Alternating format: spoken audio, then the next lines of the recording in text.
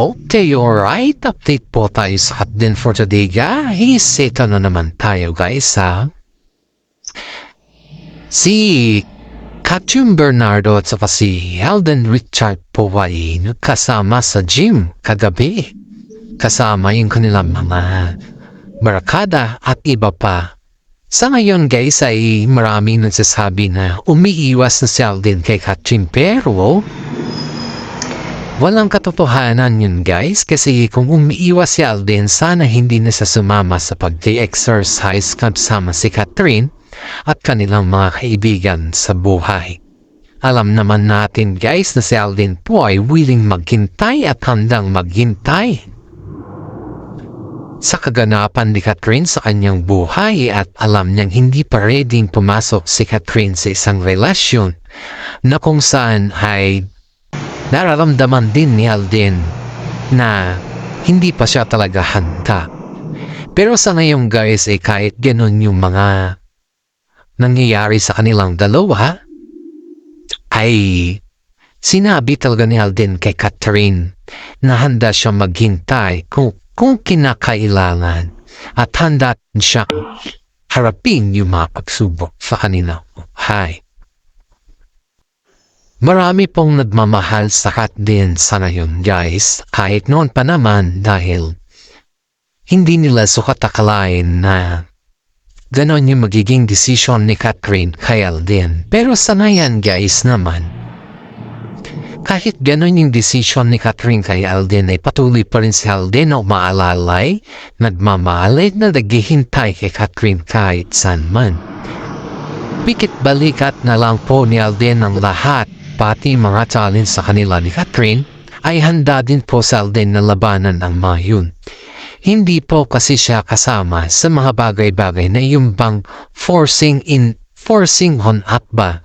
Yun yung iniiwasan ni Alden Richard sa side ni Catherine, kasi mahirap naman po na i-force mo isang tao kung hindi pa siya handa. At yun po ay malaking respeto ni Alden kay Catherine, at kaya nga po hinahangahan siya ni Mami Min dahil sa ganyan na kanyang estilo, guys. Maraming mga netizen po ang nagsasabi na napakaswerte ni Katyung Bernardo sana kay Alden kung sila na. Pero as of now naman, guys, ay sila po ay magkaibigan, inuring na magkaibigan, best friend forever sila, at alam naman natin na sa kaibigan, yan po ay nag-uumpisa ang lahat.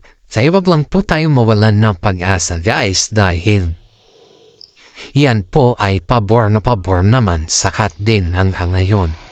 Kaya nga po mga netizen ang nagsasabi na they don't believe in other terms na yun bang umiiwas na si Alden Richard kay Catherine dahil ayaw daw ni Mami minsan. Hindi po. Wala pong isyong ganon na ayaw po sa kanya ni Mami Min, kundi mas pambor pa nga po si Alden kaysa kay Daniel Padilla. Alam naman natin yan kasi yan po talaga'y nararamdaman natin, at higit sa lahat po ay madaming mga netizen ang nagsasabi na maswerte si Alden kay Catherine kasi nandyan si Mami Min na sobrang botong-boto kay Alden. Kaya sabi nga ni Alden kay sis, ipagpahumanhin po daw natin kung hindi daw sila nakakapag-update ng everyday sa kanilang magaganapin sa buhay dahil yung mga trabaho kasi nila is very toxic yung schedule. Kaya nga iba sinasabi na may iba na umiiwas na si Alden kay Catherine ay wala pong katotohanan yun dahil pumalik po si Alden na co-host. At ngayon naman, guys, ay si Catherine po ay pinaghahandaan niya ang kanyang bench show. Kumbaga isa na naman po siyang rumampa sa bench show. Alam naman din natin na sobrang sikat ni Catherine. At hindi lamang po yan, guys. Siya talaga yung idolo ng mga products. Gustong-gusto talaga si Catherine pagdating sa pangangatawan at sa style sa pagrampa.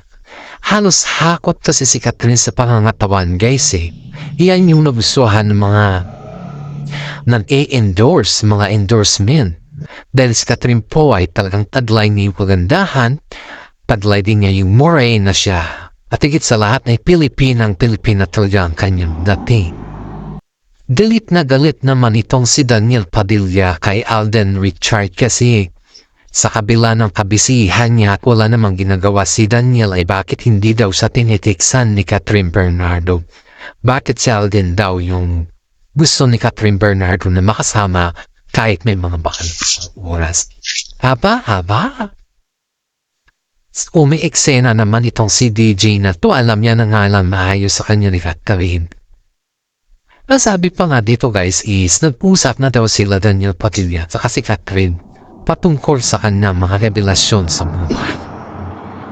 Pero itong si Daniel na daw malito ay kahit ano daw mangyari, pinipilit niya pa rin si Catherine na bumabalik sa kanya. Pero wala na daw siyang magagawa guys kasi mismo si Mami Min na yung nakipagpusap kay Daniel na hayaan niya na lang si Catherine sa piling ng mga iba dahil okay na daw sila at ayos na, pero yung piliting yung kanyang anak na babalikan siya ay ibang usapan na daw yun, which is tama naman kung tutusin natin. Kasi ba't mo naman pipilitin ang isang tao kung yung tao naman na yun ay ayaw na sa'yo? Yan yung mga revelasyon guys na hindi natin dapat ipagkaila or hindi dapat natin kumbaga is kailangan natin mag-comment dahil hindi talaga tatantanan ni Daniel Padilla si Catherine kahit sabihin pa ni Mami Min na ganito ay talagang wala na siyang respeto guys. Yun nga, kapag nakita niya si Catherine, nandun pa rin siya, sinusuyo. Alam mo ba yung parang kumbaga is kitang-kita mo yung pagkabasagulero niya, ganun yung kanilang itsura guys. You know guys kung comment ko lang dito kay Daniel Padilla kasi ang daming nakakakita sa kanya. Alam mo yung noong sila ni Catherine is very clean siyang tignan pero sana yung parang dudugyutin na daw yung dating ni Daniel. Parang iba daw si Daniel sa ngayon. Dapat maging yung hindi mo na maintindihan. Not like before na nakapakaayos niya, napakagwapo niya. Nung sila pa ni Catherine, pero sa ngayon daw guys is parang nanibago lahat yung mga fans niya sa kanya dahil hindi daw ito lumalabas ng sasakyan. Hindi daw niya pinapansin yung kanyang mga fans dati. Dati naman daw kasi na ganon yung ugali ni Daniel. Pero si Catherine lang daw yung sumusubaybay sa kanya. Uy, wag naman ganyan kasi mga fans natin niya. Kung wala si Catherine guys ay si Daniel po ay napariwala. Kumbaga, sa madaling salita, hindi naabot ni Daniel Padilla ang Katniel kung wala si Catherine na nag-alalay sa kanya. Halos naman lahat yan guys sa showbiz ay nakitaan yan kay Daniel Padilla. Kaya nga sinabi kay Daniel na huwag kang masyadong kampante, noon pa yan sinabi sa kanya. Pero naging kampante siya at kinusgahan pa niya si Catherine noon dahil hindi bakit daw hindi siya finite ni Daniel Padilla. Itong si Daniel nagsasabi na bakit hindi daw siya finite ni Catherine sa mga basos. Hello? Lalaki ka? Ba't kailangan si Catherine na mag-fight sa'yo? Dapat ikaw yung mag-fight kay Catherine kasi babae si Catherine. Be gentleman enough, Daniel. Kasi ang daming mga nakakasaksi sa mga ginagawa mo. Ang daming nakakaalam kahit anong gawin mo. Maraming mga tao po ay nagagalit din kay Daniel Padilla sa kabila ng kanyang mga style at kayabangan pagdating sa, alam mo na, kilala naman natin si Daniel, hindi natin siya kilala ng personal pero kilala natin siya sa showbiz na kung saan ay feeling gentleman sa lahat ng mga tao, pero pagdating sa reality, ayun na doon na siya nakakagawa ng hindi na karapat dapat ba. Yun yung mga katibayan natin guys na kaya itong si Catherine Bernardo ay napuno. Dahil kapag lumalabas pala ito sa ibang bansa, ay may mga kababalaghan pala na ginagawa. Even though may mga endorsement siyang ginagawa, doon ay talagang may mga kababalaghan din pala siyang ginagawa. Of course guys, you know guys, yung kwento dito sa akin talaga na yung root pala kung bakit naghiwalay sila Catherine Bernardo at si Daniel Padilla. Yun pala yung time na magpumunta di ba may apartment silang dalawa? Pero parang kasi kay DJ lang kasi yun, pero hindi kasi sinama yung pangalan ni Katrin. Pero hati sila dun guys ha. Hindi lang kasi ito na broadcast ba. Yung apartment na yun ay dalawa sila dun. Ngayon, normally kasi si Katrin umuwi sa bahay nila kasi nagpapagawa pa lang siya ng bahay before eh. Itong si Daniel kasi parang umiwalay na kasi sa parents niya kaya sila bumili ng apartment ni Katrin. Dahil nga po, kaya sila bumili ng apartment ni Katrin dahil dun sila mag-start to going for the future kung ano yung paano na i-handle yung kanilang sarili. Baga, nag-live-in na sila guys eh. Ngayon, siyempre may endorsement si Katrin at kailangan niya pumunta sa ibang bansa.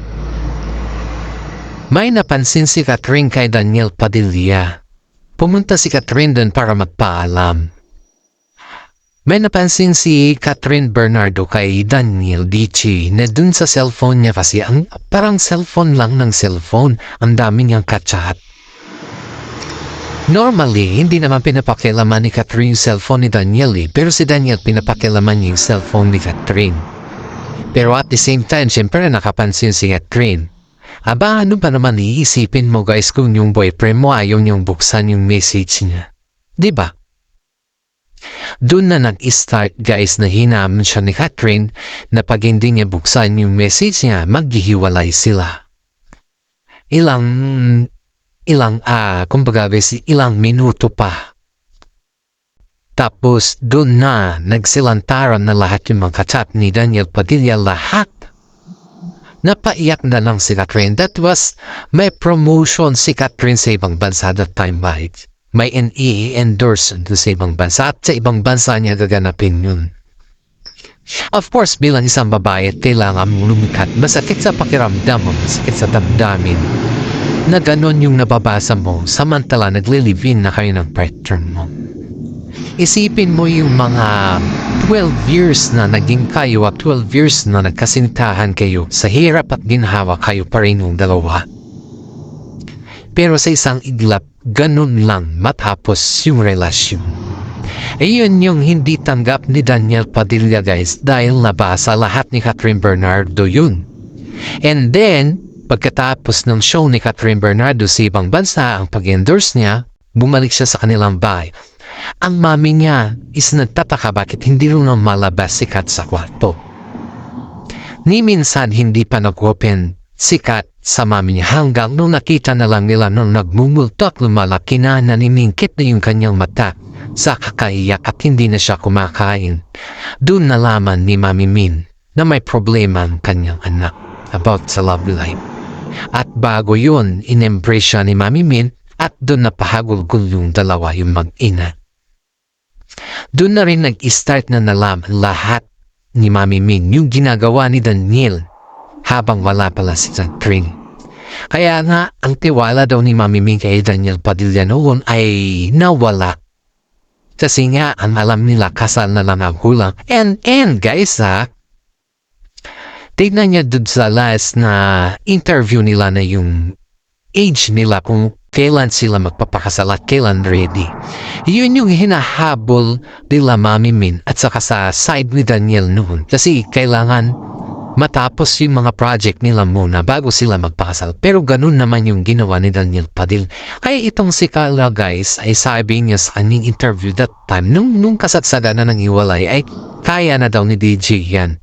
Hindi niya na naipagtanggol yung kanyang anak kasi nga alam niya na may ugali si Daniel na ganun.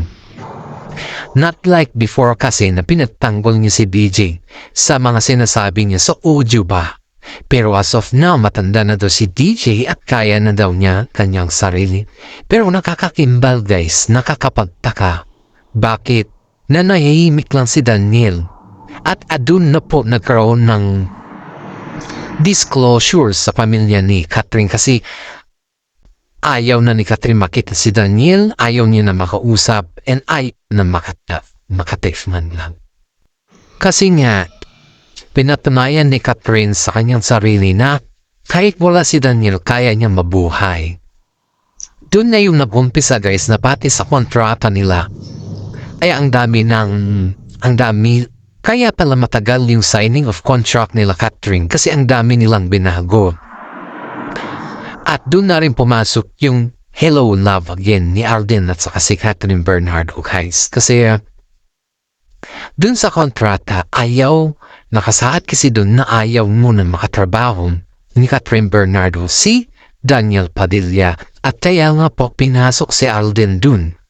Kasi para makaagad makamove on at hindi maramdaman ni Catherine yung kawala ni Daniel Padilla. Kasi so even doon naman din, 12 years eh.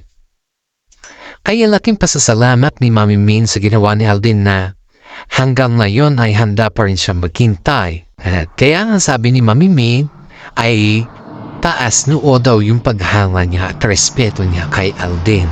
Hanggang dito na lang po ang ating YouTube channel. Maraming salamat. God bless po sa ating lahat.